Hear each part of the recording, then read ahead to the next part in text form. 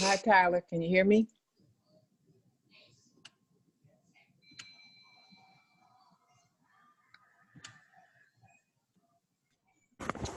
Hey, Sandra, how are you this evening? I'm doing well. Excellent. Sorry, excuse me. I see we have Jamie Hall is on the line. Hi, Jamie.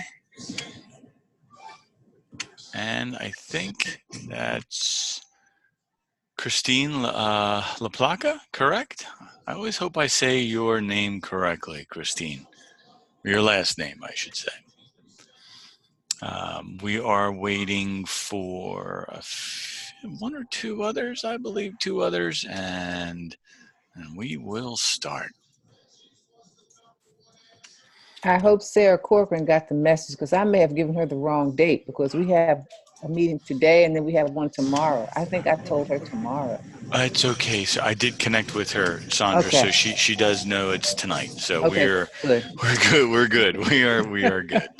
I know it's just one thing after that. I spent all day today online in my office with my little lamp on, all the rest of the lights off, in front of the two screens, working with our partners in Red Clay and working with Colonial and on the grant for the RFA. Just my head, it hurts. But it's been a long day, no doubt. So yeah, we'll just wait for Sarah to join in, and I think we're going to let's Sarah, Jamie, we should be good. We should be good. I know Thelma's not joining us tonight. I know she's busy because she's leaving in, I think, tomorrow, the morning, right? And then Yeah, I think that's it. Yeah. Yeah. It's tomorrow. I believe so. So we'll start in a minute. Okay, everybody?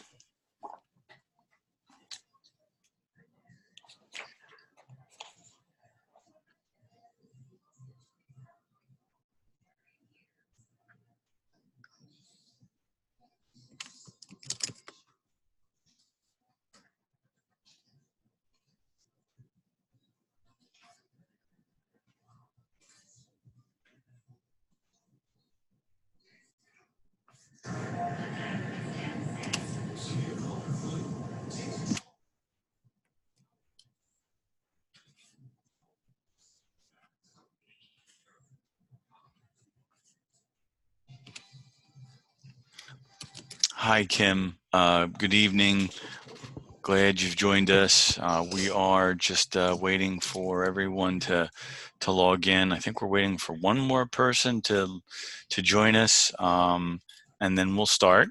Hopefully you can hear me. I'll send out a chat. Just double checking that you can.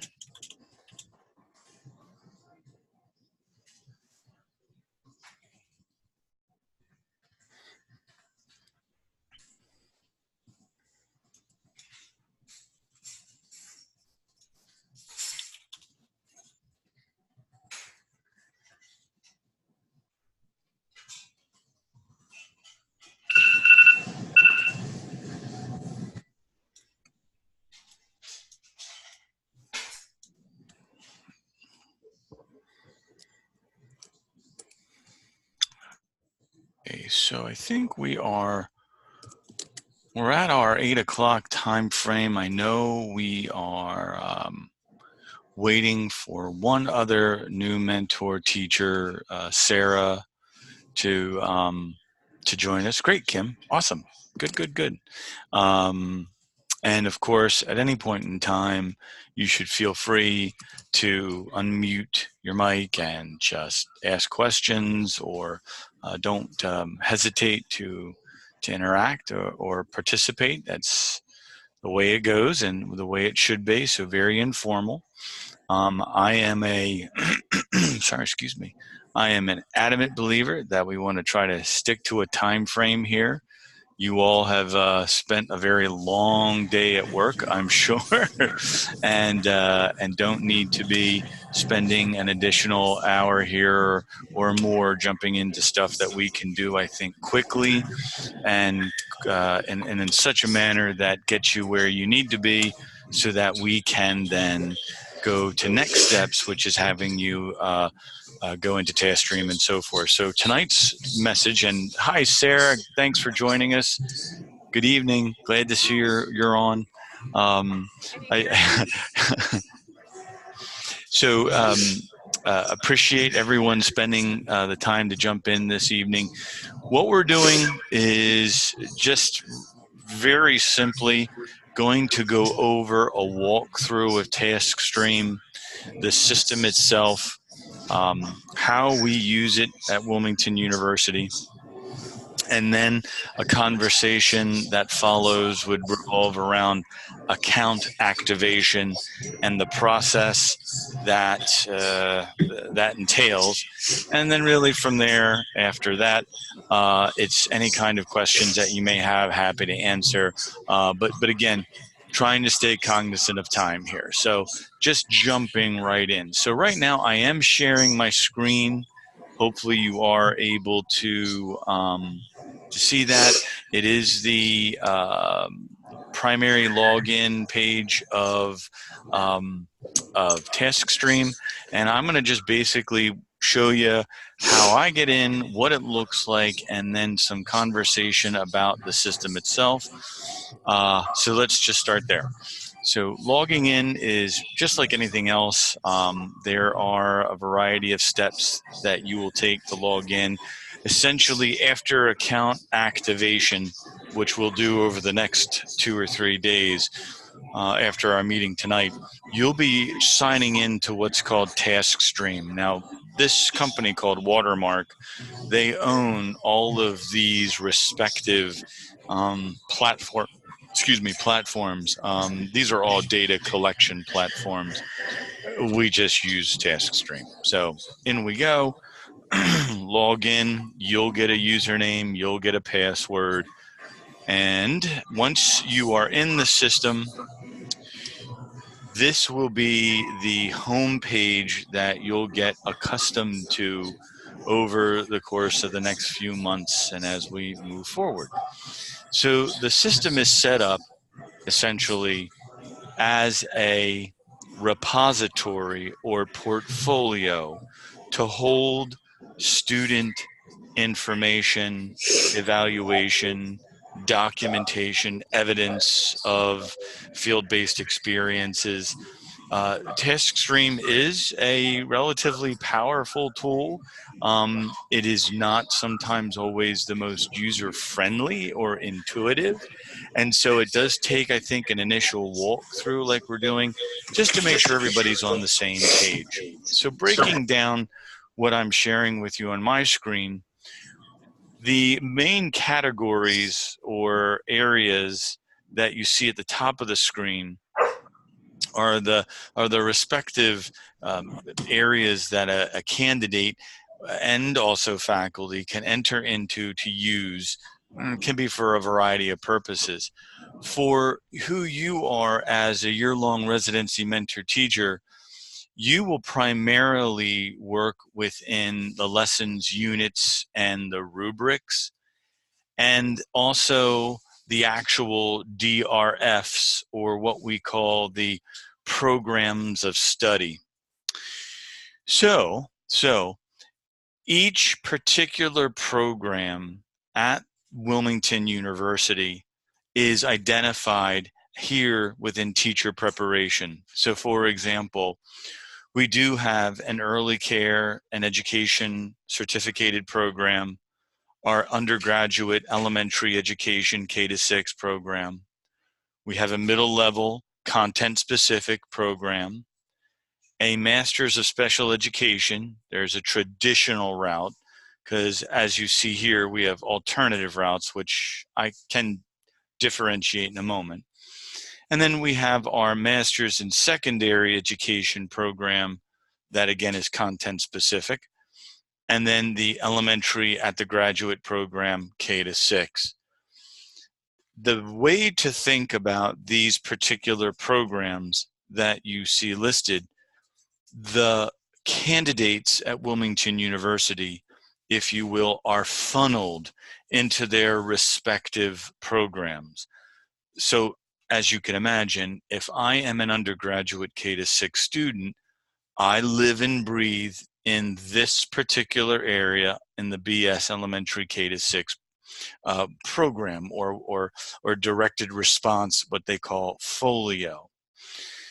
Now, every student has been identified and they're plugged into their own respective place. What mentor teachers typically will experience is they will only participate or engage with students in the like program in which they are enrolled, or you as the mentor teacher, which you are certificated and licensed to teach. So by that I mean, Sarah is an elementary education teacher, mentor teacher, so she would have access primarily to the early care education, because that is birth to second grade, the K-6 elementary, and the master's in elementary.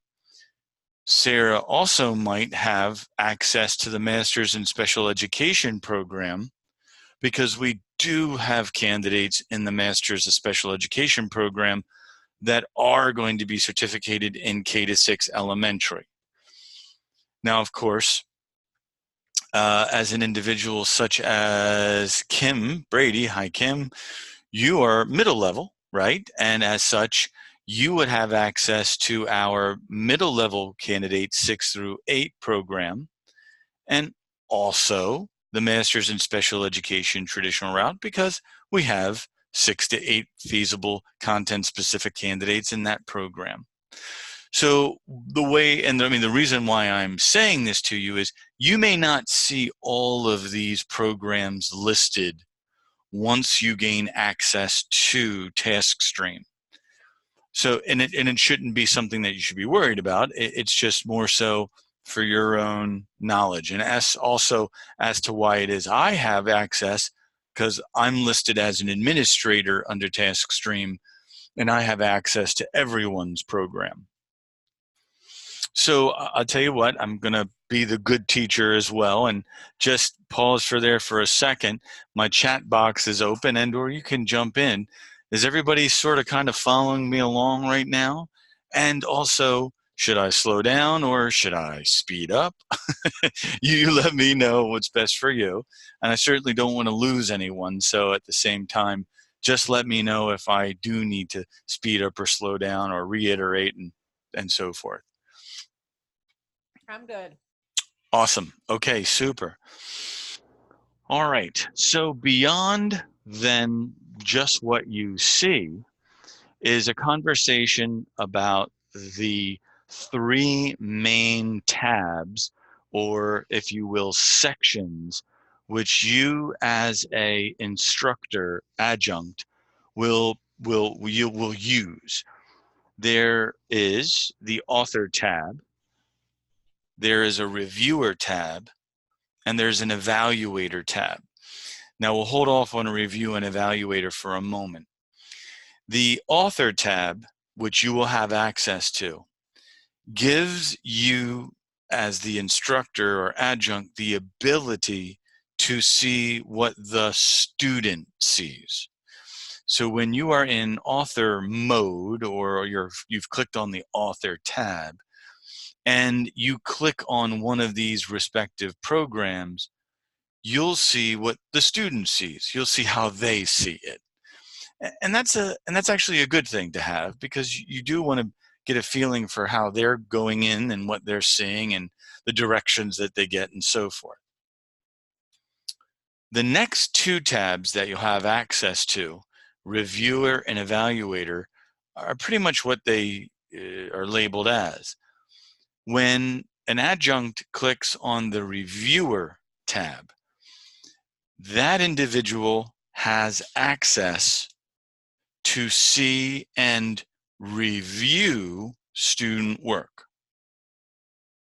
So if you have a student who is, say, in the K-6 elementary program, and you clicked on that link, the work that they shared with you would be there, and you would be able to review it in its entirety.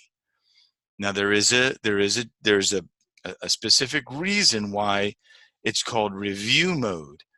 Review mode allows you to review it and provide feedback without any evaluation done. For example, our students have gotten accustomed to entering into their programs, creating lessons, and then sharing it with their mentor teacher, so that the mentor teacher then can see and review the lesson, provide feedback, and then make adjustments according to what you or the candidate should be doing prior to, right, instruction.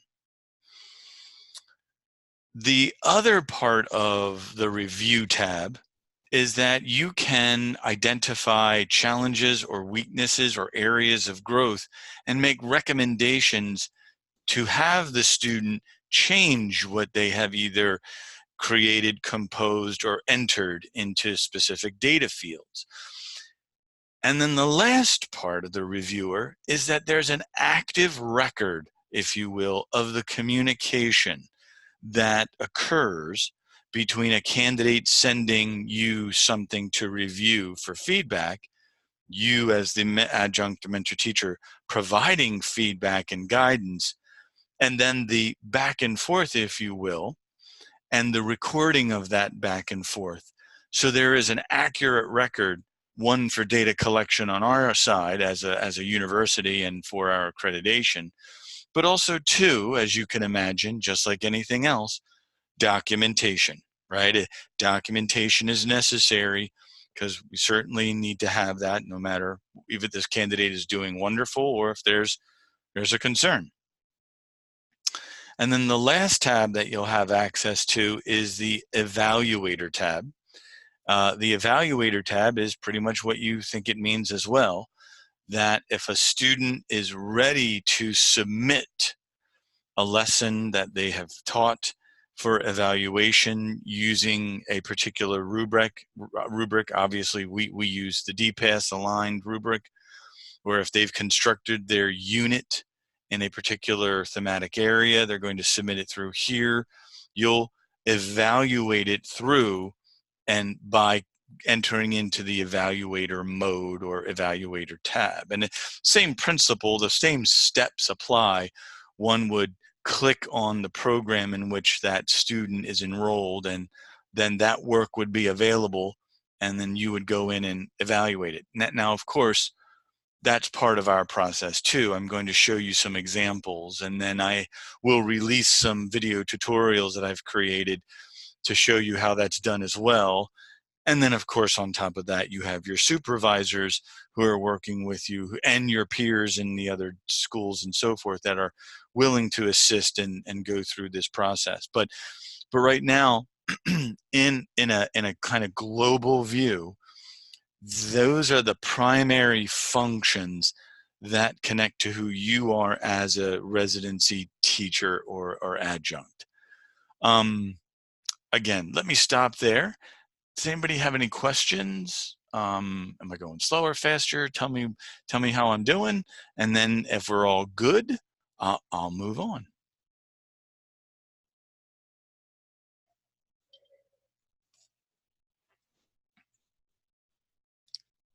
Okay. Okay, great. Yeah, not rocket science, I know. All right. So let me, if I may, then show you an example of a candidate who has sent to me, and I need to bring up her name, so just give me a moment. Her work, she submitted her lesson to me. I'm her practicum instructor, and I'm going to, if I can, of course, make sure I have it here to look at. Of course, now I can't find it. Isn't that awful? Here it is. Here she is. I'm so sorry. All right.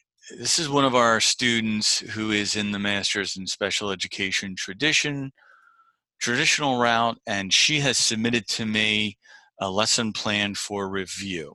So I'm in the reviewer tab, and her name is Leah, as you can see right here. Now, Leah has submitted to me her lesson plan for review, and she has also submitted to me her pre-observation form as well, because that is a requirement. We set up a very specific, explicit lesson plan protocol that mirrors the DPAS evaluation system in the state of Delaware. So Leah sent this to me a couple of days prior already. I have yet to go in. I've got to do that tonight, in fact. She sent it over to me over the weekend. But what the example here, I think, is a good one to show you what you will see and how you would participate in the reviewer tab. You would click on the student's lesson that they submitted to you, or pardon me, they shared with you. And the lesson then comes up and available.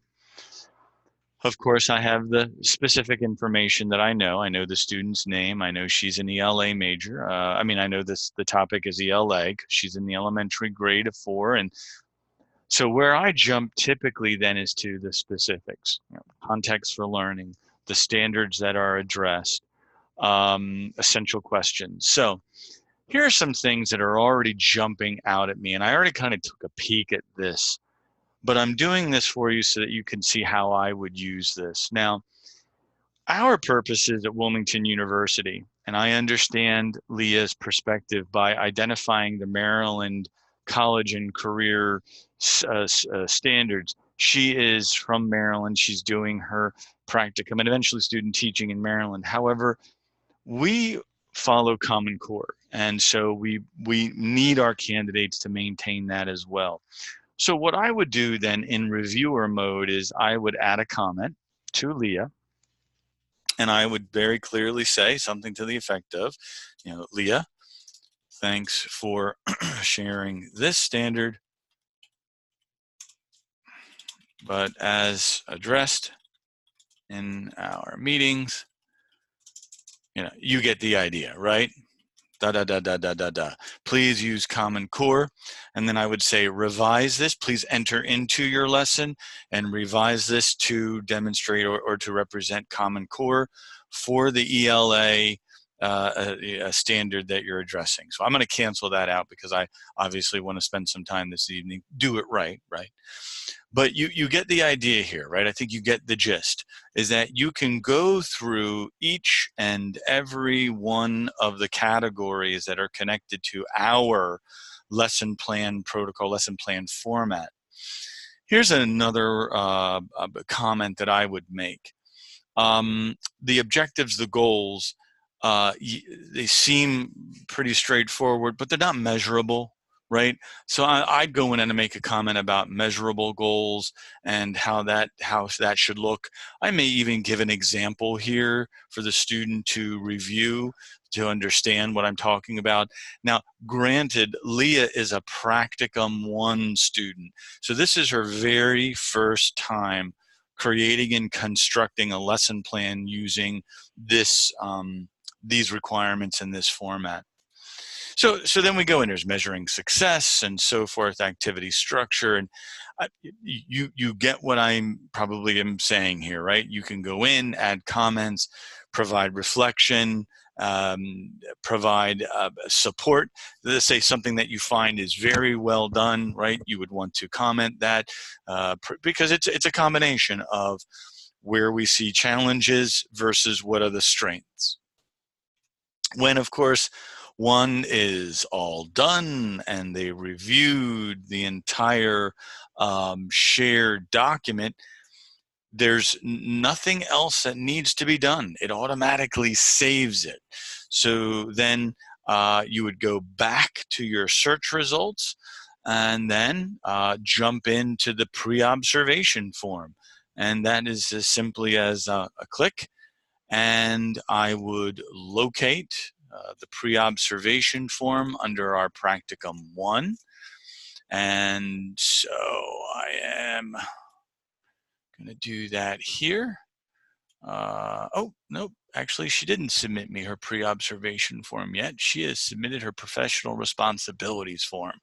So the same principle applies. I would enter into that, and I could view her history. I could view the documentation. I could look at the form that she has constructed, what she has responded to. This form is probably very similar, right? I'm sure you've seen this one too, because it does follow the DPAS module. So anyways, and we ask our candidates to update this as they go through the semester. Now in student teaching, in the year-long residency program, candidates too are also entering into their professional growth form and updating that as they progress along. Okay, so that's the review tab. That's the review component of this. Are there any questions so far?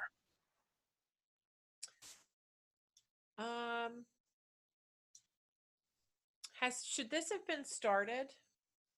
So, Sarah, great question. No, for this core team here, yourself and the other participants who are new year-long residency mentor teachers, understanding that you don't have access to Taskstream as of yet, no, it did not have to be started as of yet, Sarah. So it's understood as to that your candidate would not have done this as of yet, or she is waiting until we get you access into Taskstream so that you are then there for her to submit and to share these things with you.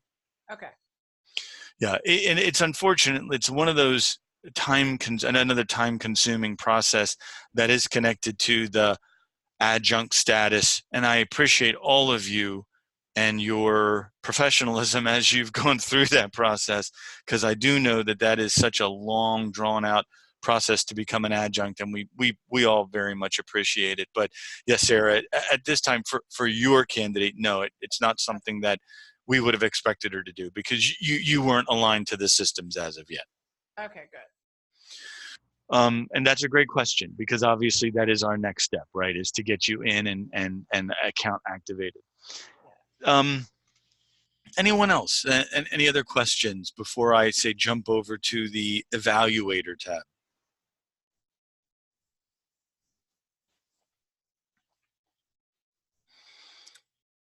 Okay, so I'm gonna jump into evaluator tab now.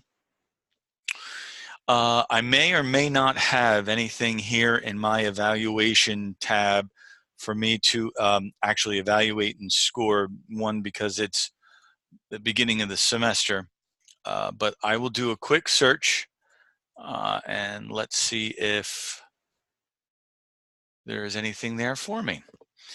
You, as the mentor, when your student submits something to you, it would be the only item that would be available. So as you're about to see, I have thousands of items. Now it's down to 561. but so you're not going to see all of this. So I don't want you to get so worried here as to saying, oh my gosh, I have to go through all of this. No, you will not. It is not necessary for you to do all this. Your student will be the only item that you will see when they submit it to you. And I'm quickly looking through here. I'm going to say that I probably don't have anything, unfortunately, that I'm going to be able to share with you, because it is the beginning of the semester. and I have assessed everyone through the last semesters. Now I've got one here feasibly. Well, no, I can't use that one either. So, well, the way that this particularly works is that a student, when they submit something to you, takes you to an area where you may evaluate their work. So I'm going to cheat. I'm gonna go around the system here. So what I'm about to do really is not the right way to do it, but I do want to obviously show you an example of this. So I am going to pull one of our current student teaching candidates who's in our programs. And what I'm going to do is, let me just pull the student. I'm going to go ahead and bring up their record, and I'm going to show you one of their evaluations that they completed. So I'm going to go into our elementary education program. I am going to bring up a student. Now this student is now she's doing her student teaching right now this semester. So I know that there are things in there that need to be evaluated, and or there are items in there that have been evaluated that I can then show you how it's done, so to speak. So I will obviously enter into, now you would not do any of this. Like I said, this is a backdoor way. When you click on your evaluate tab and you click on the program that your student's in, the submitted work is just going to be there, and that's just how it's going to work, and it's a lot easier. I of course, right, I've got all these students and all this information. So she's doing student teaching. It looks like she submitted something. So let's see if we can go in here and play around with this. And of course, I really can't break it because I'm allowed to fix it. So let's see. All right, yes, actually, she submitted her placement data. And even though that's not a formal observation item, it is something that I can show you the process of. So it's still a good example. So what happens when you enter in and you see your student has submitted and you click on the work? It's going to open up something very similar to this. You'll see the title of the item. Here you see their observation, 1, 2, there's a midterm and so forth. What we do as the evaluators, we click on evaluate, right? That's what we do. We click on evaluate. And this screen opens up, and the screen then allows you to do a number of things. You can open up the work that was completed. So for our sake, this is the student's data entry of the placement that she has been assigned. But I could open that up in a separate document. If the student had attached any documents, they would be under this area, and they can be in PDF or Word or video or audio. A host of attachments can be listed. And of course, you can review this information by clicking on it. So that's the first thing someone can do, and an evaluator can do. The second thing, of course, then is to score the work, as you see here on the left-hand side. You could say, what you've done isn't good enough. I want to send it back to the author because what I see is not what I expected, and I need you to redo it. Or I'm looking at it, I'm taking a peek at it, I'm going to spend some time. I may even download some of the attachments to review. I'm not officially ready to evaluate. So I can cancel that evaluation, and I can come back to it when I'm darn ready. Now, for our purposes, if I click on Score Work, another window will appear. And for our purposes here, what we do is identify this as met or not met. Now, what I typically do is I open up to make sure that the student has entered in the correct information. So yes, this is student teaching, it's the correct year, there's the elementary school, there's the name of the teacher. Everything looks in order. So I would go back to the work, and I would evaluate it or score it, clicking on Score Work, and two windows appear. The window on the right is the evaluation window, and the window on the left is the work, the attachments, the documentation window. I then, for what I'm doing here, is saying it meets requirement, and I can record this as final. And when I click on Submit Evaluation, it's going to send a little notification to the candidate saying all is done, all is well. And I click Submit Evaluation. And it closes the window. And there we have, oops, let me get rid of that. There we have our result. It's met, her particular requirement is done. And you'll see that you can actually go back in and view and edit the work as well. Now, what I've shown you is a simplified evaluation. As you can imagine, the evaluation for the observation, the midterm, and the final are much different because they're more complex. There are more moving pieces and parts. We have the pre and the post observation form to review. The lesson plan should be attached to the pre and the post observation form. Any kind of other documentation that the student used to teach the lesson should be uploaded there as well. In addition to that, as you all know, we require the candidates to video record the lesson as well, which that is something I do want to share with you all and how to get access to that, but one thing at a time. We'll focus on this tonight. So again, oversimplified, but the principle is the same. Evaluate, review, identify what it is you want to do, and then eventually evaluate the work. Now, of course, if the student here had submitted his or her first formal observation to the supervisor, I could jump in there and evaluate the candidate's work. In this particular situation, I can't. Unless Dr. Countley, one of your candidates, possibly have submitted something that I could review. Not yet. We're so early in the game here. Usually that's how it is. But does everyone is everyone following along in the natural gist here? Now please, Sarah, Christine, Jamie, Kim, I and Dr. Countley and Dr. Hines and Dr. Van Gelder, Dr. Wyatt, we don't expect you to get this after just tonight. I just want all of you to feel very comfortable. At least you have a visual here. You know that you have some video tutorials. Is there anything, do you have any questions so far? Any clarifying points? No, I'm good right now. Okay. Jamie or Kim?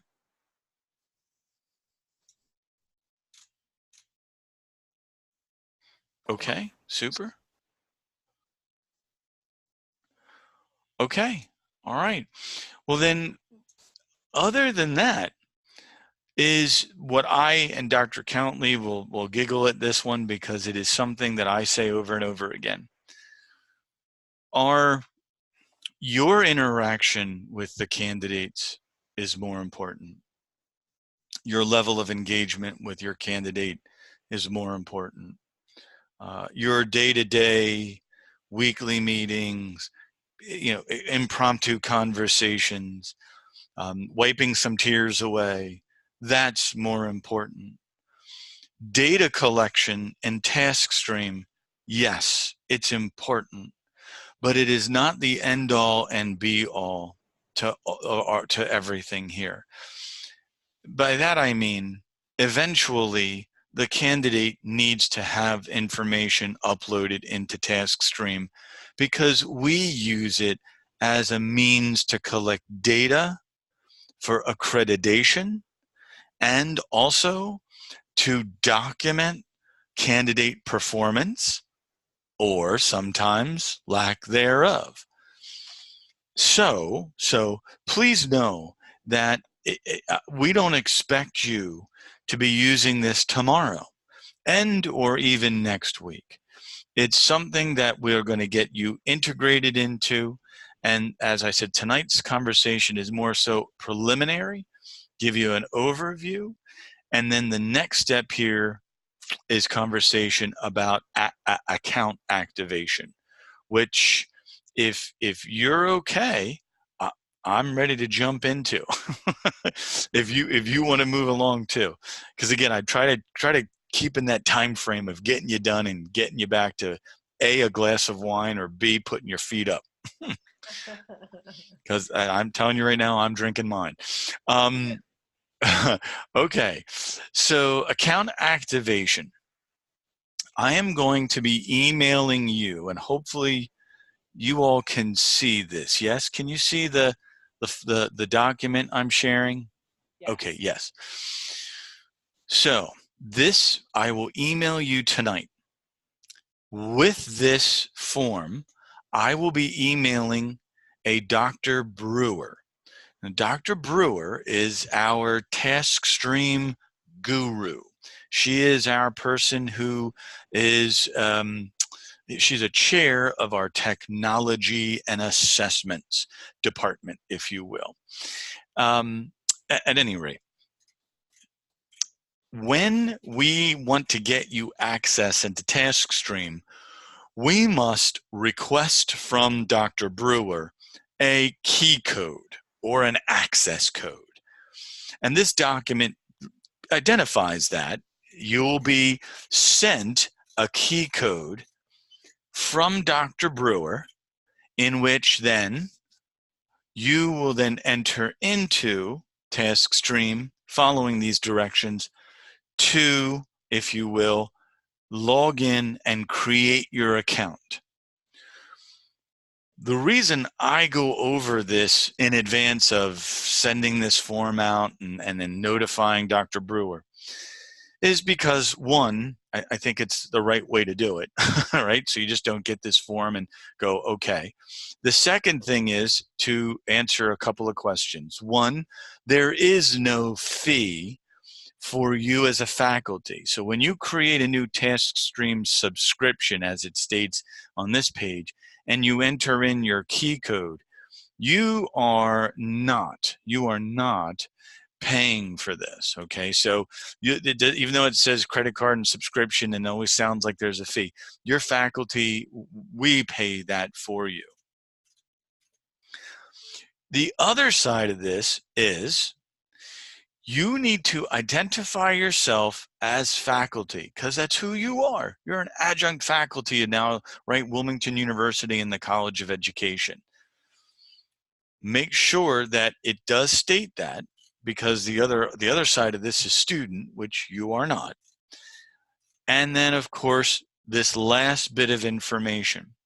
Now, when you are entering here, this personal information, the email that you have to use is the Wilmington University email that the faculty development department provided to you. So if by chance you don't have that as of yet, or if you've forgotten it, just let me know. Send me a little email and I'll get that for you. Everything else, of course, you know your first and last name, your cell phone, and so forth. Creation of your username, you may create your own username and password.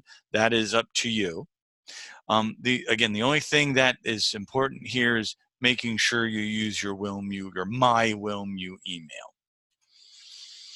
And then the very last part here, which is something that it's just one of those things.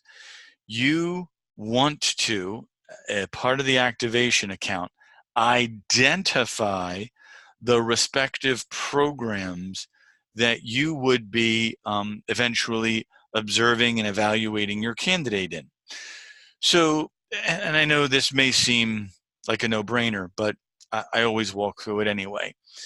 And I'll go with Kim Brady. Kim's our middle level educator. Kim, when she is going through the activation account and gets to this particular screen, Kim's obviously going to select here the Bachelor of Science middle level, 6 through 8, because that's where her candidate would be enrolled in.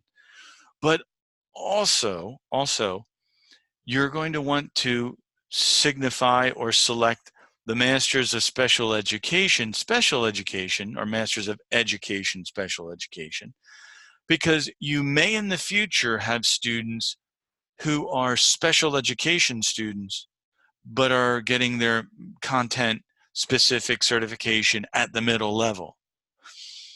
So, of course, then for the rest of our participants, so that's Sarah and Christine and Jamie, you would select the Bachelor of Early Science, a Bachelor of Science Early Care, a Bachelor of Science Elementary. You would also then select the Masters of Education in Elementary Education here, or Elementary Studies. And then, just like everybody else, you would select the Masters of Education Special Ed, because you may have a student getting their master's in special ed and their content specific area is K-6. Other than that, you then follow the respective steps, and your confirmation email is sent to you, and you then will have access to Taskstream. Now, once you do that, all I request is that you send me just a little notification, say, Tyler, I've activated my account. And then what I will do is release those video tutorials to you that go over, again, how to evaluate, score, review, and so forth. Then you have access to those. They're also in our website too, which I think I've provided to everyone. So in summary, so for tonight, and again, keeping it within that hour to hour time frame, one, I've given you a brief kind of overview of Taskstream. And then two, we've talked about the activation process. So then that was where I was saying, and there, if this is good and solid and everybody's so far comfy cozy, then I'll just move into, does anybody have any general questions as to how things are going, or how your candidates are doing, or anything of that nature in terms of the residency? I don't think so. Now, Sarah, I know I've talked to Dr. Countley. Okay. And I am aware of our young ladies' particular needs. And I know that probably the three of us would probably want to have a conversation in the near future as to what might or may not happen, and what would be the best course of action for her. Okay. Could I interject? Could we perhaps take 5 minutes after everyone else is done? Oh, I'd be happy to, if that's okay with you, Sarah. Yeah, that's fine. Okay. And in terms of Christine and Jamie or Kim, do you have any particular questions, overarching questions per residency right now? No, things are going well from my end for right now. Okay, great, awesome. Okay, and I know Christine, oh yeah, Christine had to step away. Christine's a lovely, lovely mother of a brand new young one, little infant, and I think she had to go nurse. So I think, isn't it great being a teacher? I need and a parent, right?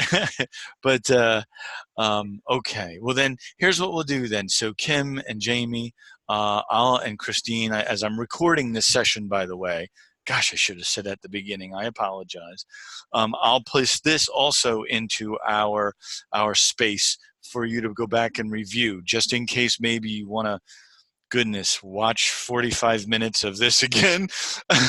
But you're more than welcome to, and I'll have that available. So so if there aren't really any other questions, I really appreciate your time this evening. I will say this, I am going to be scheduling another virtual call, but with all of our residency teachers across the state of Delaware. We're probably going to be looking at sometime either late October, middle of November, I've got to work with our core supervisors, Dr. Countley, Dr. Wyatt, and so forth, just to make sure we get some good time frame to get everyone together. There are some updates to share. There's some very exciting things that are brewing in the state of Delaware with funding and compensation. There's an amazing opportunity through the Dell Foundation and the Rodell Corporation, or Rodell Foundation and the Dell Corporation. I said that backwards. But anyway, if there aren't any questions, then I appreciate it. Sarah, thanks for staying on for a few more minutes. Sure. Jamie and Kim. One question. Oh, yeah, sure, Sarah, go ahead. So you said you recorded this because I was thinking if I forget a step in when we get the email to initially sign on to Taskstream, I'll be able to view it here. Yes, I will place this video into our portfolio for year-long residency mentor teachers and clinical educators, and I'll send that out tonight. All right, good. That's a great question. Awesome. Okay, well, ladies, thanks so much. Again, very much appreciated, and enjoy the rest of the evening. God love you for working so hard. And if there's anything that you need, I'll send that email out tonight. Don't hesitate to reply and let me know what I can do. All right, thank you. I'm going to stay All right. here. All right, thanks, Sarah. Yeah, All sure. right. All right, so thanks, Jamie. Appreciate for joining. Thanks, Kim, for joining us tonight. Very much appreciate it. All right. Thank you. Have a good night. Oh yeah, Jamie. Oh yes. Kim, don't leave yet. Hold on. Yes. Jamie, great. Thank you for asking. So. And Sarah, of course, this applies to you as well. Okay. Now, all of you are brand new adjuncts. So our payment structure starts typically in September. It's equal distribution over 4 months. So September, October, November, December. Okay. Now, since all of you were still brand new and we were getting you in the system, the faculty development department was not able to process your payment for September. So what they will do is they will take the payment structure, and that will be equitable over 3 months instead of 4. So it'll be October, November, December, and you get paid at the end of the month. So it's the last day of the month. Typically that's a Friday, but not always. They like September, hello, September 30th, today's payday. But that's how that will work for you. And if I am not, well, you know what I'll have to do is I'll have to verify the payout amount. Let me email that to you through the fact, I'll get that verified and send out to you. But yes, October 31st and then November, oh dear Jesus, 31st, right? And then sorry, and then December 31st. That would be. Provide, or will we get an email about providing anybody with banking information, or how? Yes, in the application, Sarah, that you completed, you did actually complete a direct deposit form. Okay, I might have, and I forgot. No, that's okay. That's okay. Like I said, remember when we were jokingly saying it's like giving blood. Sadly, it's that bad. It took me 3 hours to rewrite I know. It's horrific. It is horrific. Well, I tell you what, though, and I know this sounds awful, so maybe I hope don't take it the wrong way. But you get that first paycheck. I think it'll be worth it. Yeah. So, but definitely, look for it, and it'll be in a direct deposit at the end of October, then November, then December. All right. Jamie, thanks for bringing that up. I appreciate it. Yeah, thanks, Jamie. Yeah, right? Okay. All right. Well, Kim and Jamie, thanks again. Have a great evening. And I don't know if Christine's back or not, but Christine, thank you for joining us. We greatly do appreciate it.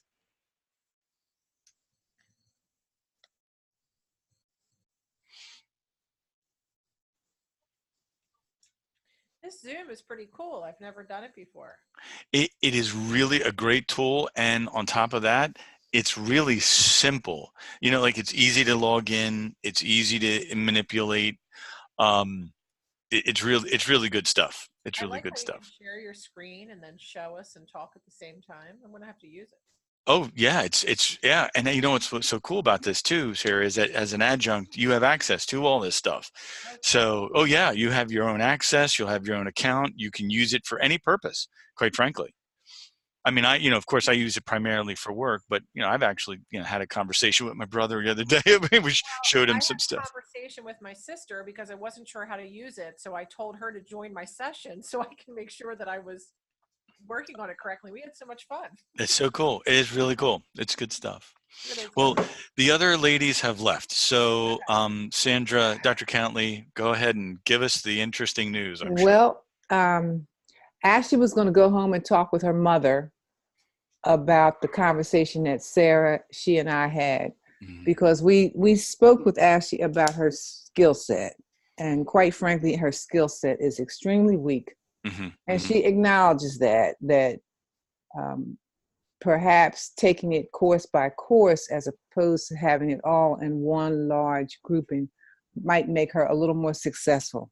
She's feeling stressed out and becoming more and more stressed as the time goes on in terms of doing things and getting the plans together. Sarah has worked with her diligently to try to get her to, work on completing a really solid lesson plan, but then also when they have conferences, for her to even remember what she and Sarah discussed. When Ashley goes home, a lot of times she does not quite remember exactly the information Sarah has given her. She takes notes, but then she has trouble, transcribing her notes and following what she's supposed to do. So she is really, really struggling right now. And she asked me what would be my suggestion. And I quite frankly, Tyler, told her that I really think it would probably be better for her if she could take the opportunity to take her methods classes one by one, and then even take a practicum 3 class separate from trying to get it all done in a year long. I just don't think Ashley is going to be successful this year. That's sad to hear. I know she has that level of interest and passion, but if the goodness, if the skill sets aren't there, I mean, we don't want to set her up for failure, and we certainly want to provide her the opportunity to expand and grow. Sarah, I'm curious what your thoughts are as well. Well, my thoughts are the same. I mean, I've reached out to Dr. Countley because I wanted to make sure that I was on track as far as guiding her lessons and what we were doing together. She does have a great difficulty, and she needs the information chunked and consistently repeated. She does get confused a lot, and I have been very forward with her, and I asked her why she's so confused, because I honestly couldn't grasp it. Because even when things are kind of right there, if I put on the lesson plan exactly what she is to do, she wouldn't do it. And it got to the point where I didn't know if she wasn't doing it because she didn't want to follow my direction, or if she wasn't doing it because she didn't feel it was important, or because she had forgotten. And she, tells me that she forgets. She understands when we're meeting together, and we're going over the corrections together. But once she gets home and I'm not sitting there, I guess she's very overwhelmed with the information that is presented.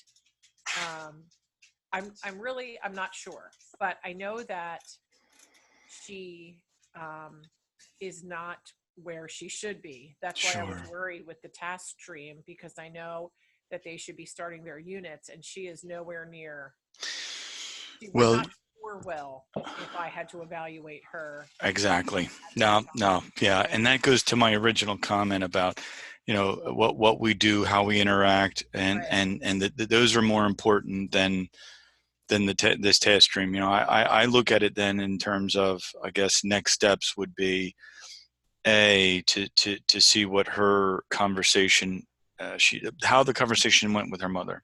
I think that's and I understand that. I mean, we all have that person that we respect or whatever go to, and for us mature individuals, it's our loved one and spouse or significant other. So I think that we should see what that conversation, the result of that conversation. And the other side of this, though, is the always, as it is, and Sandra, you know this, is that my desire to assist the student as much as we possibly can. Mm-hmm. So, what is the better environment? What is the better method of approach? And if it means that she should pull herself out, remove herself from the program so that she can take, like you said, specifically methods courses, feasibly redo practicum 3, and then jump into traditional student teaching, that's fine. Because really, she hasn't done practicum 3. She did practicum 2, and I don't think she was so very successful in practicum 2. She passed it, but I think she still was leaving practicum 2 with a skill set that was not as strong as some of the other students coming out of practicum 2. Mm-hmm, mm-hmm. And go ahead, Sarah, please.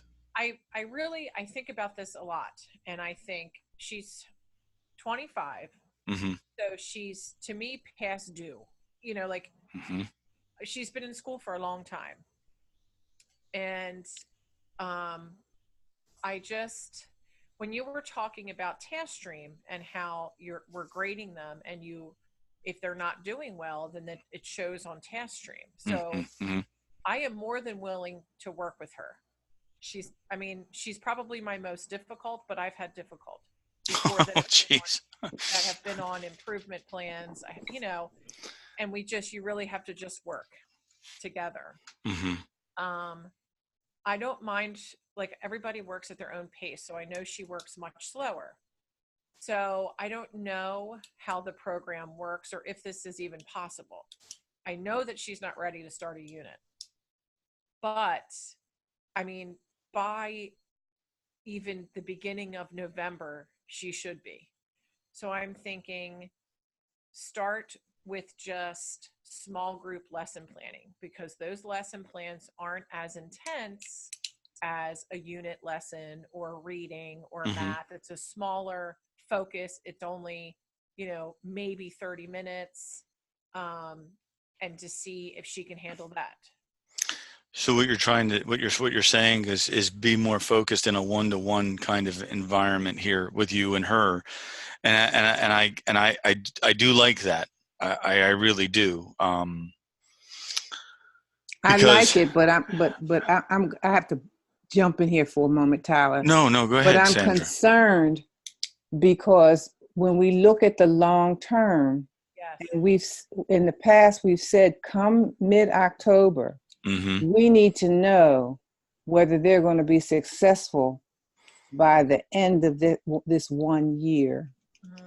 Yeah, at the end of first semester, right. Yeah, because the first semester determines whether they should go forward or not. And if we extend this beyond the first semester, what happens come January when we find out that maybe she's not? Well, you make a very valid point, and I think that might be something that we could do as a team, which is say, okay, what's that stopgap? What's that timeline? Is it the middle? Is it the end of October? Is it the middle of October? Is it the end of October? Or is it, if it's not a timeline, what is the level of progression that we're looking for that would denote satisfactory movement forward? Because I agree with you, Sandra. We certainly don't want to place a student in a position where they're jumping back in after winter break, and then they're on the downward slide, right? February, March, and April, and so forth. With PPAT, see, and that's the other part of it. She's got to submit PPAT, and right now, if she were working on, and that's what we're going to do with all of the practical meetings, is have them go through that whole experience of putting together PPAT. Right now, I'm not sure she could put together a lesson plan where she's doing the pre-assessment, the post-assessment, and able to do the written commentary to the satisfaction of addressing the prompts.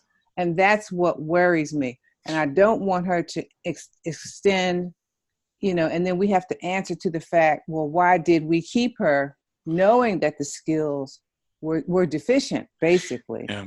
I see what you're saying. I think it falls into then two buckets. I think we have to see first. Let's see what Ashley comes back with.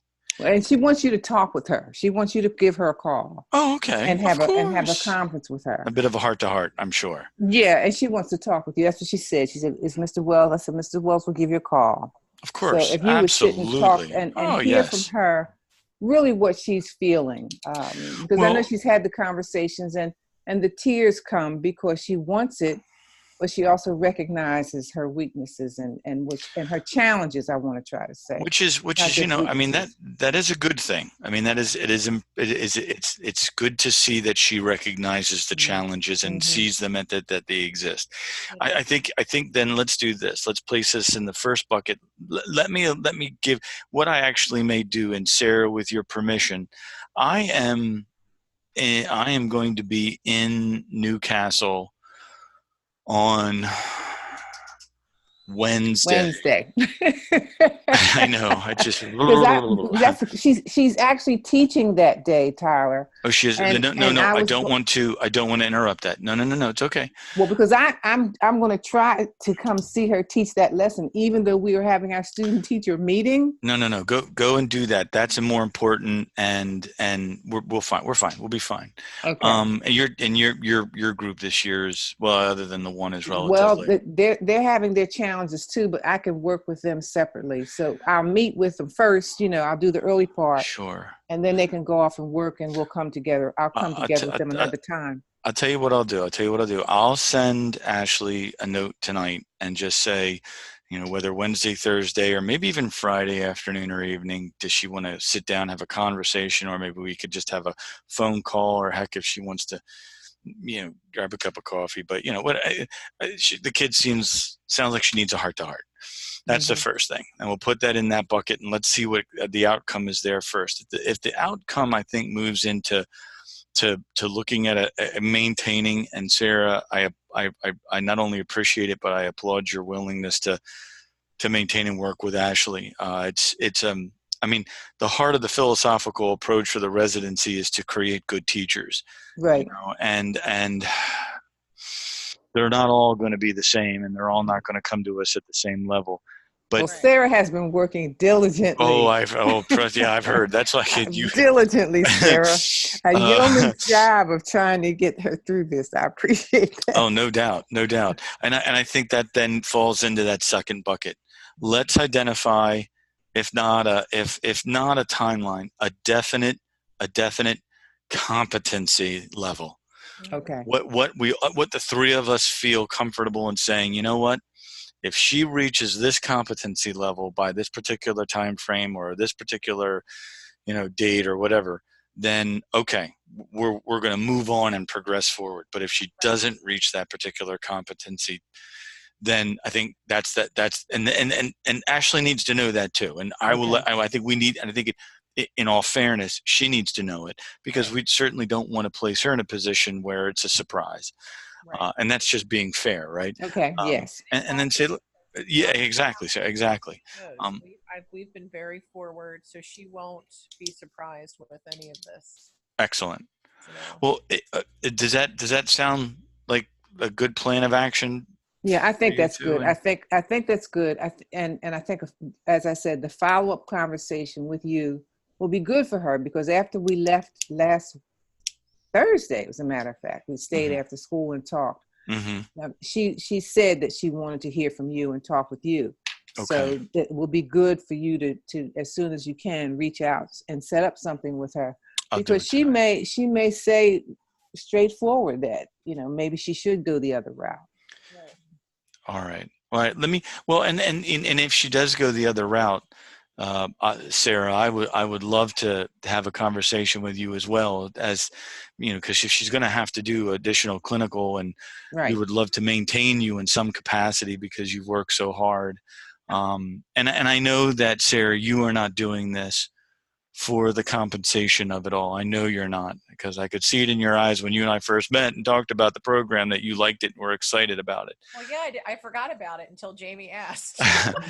Well, I want you to know that part of our promise to teachers through our dean and our program is, even if Ashley, let's say by end of October or November, decides that this is not the pathway for her and she moves along, we're still going to compensate you for your time, your energy, your commitment, because that's what we do. So I just want you to know that.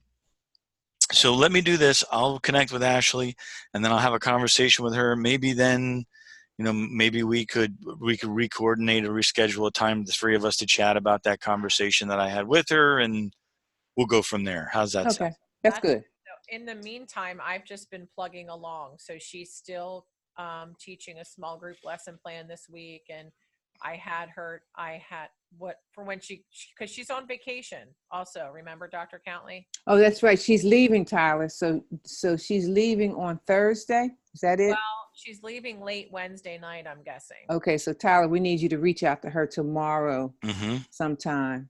Okay. Even if it's just by email, to set up a time for when she returns, but something. We'll do that. No. I'll absolutely do that. Yeah. And even if she can chat with me tomorrow night, okay, I'm okay with that.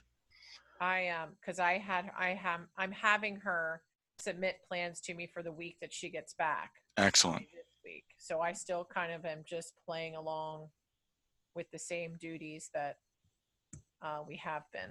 Excellent. No, I think that's a great way to do it. Okay. Because it's not like pulling the carpet under the feet, right? It's not immediate. And I think she needs to know that too. So. Right. All right. Well, listen, enjoy the rest of the evening, folks. I appreciate it. Sarah, thank you so much for your time and energy with Ashley. I'm sure she values it. And Sandra, as always, I appreciate your commitment. So thank you. Sure. And we talk tomorrow too, don't we? Tomorrow evening at 8. Is that correct? Yes. The candidates do jump on a call at 8 o'clock again. It never ends. The fun never ends. That's not me, right? That's right. Yes, sir. It's just the candidates. Okay. Just the candidates. All right. And Dr. Countley, then I'll see you on Wednesday. Yes. All right. All right. Okay. Have a good evening. Folks. Have a great evening. Thanks. Okay. Thanks again, Sandra. Bye-bye. I'll talk to you soon. Okay. Bye-bye. Bye-bye.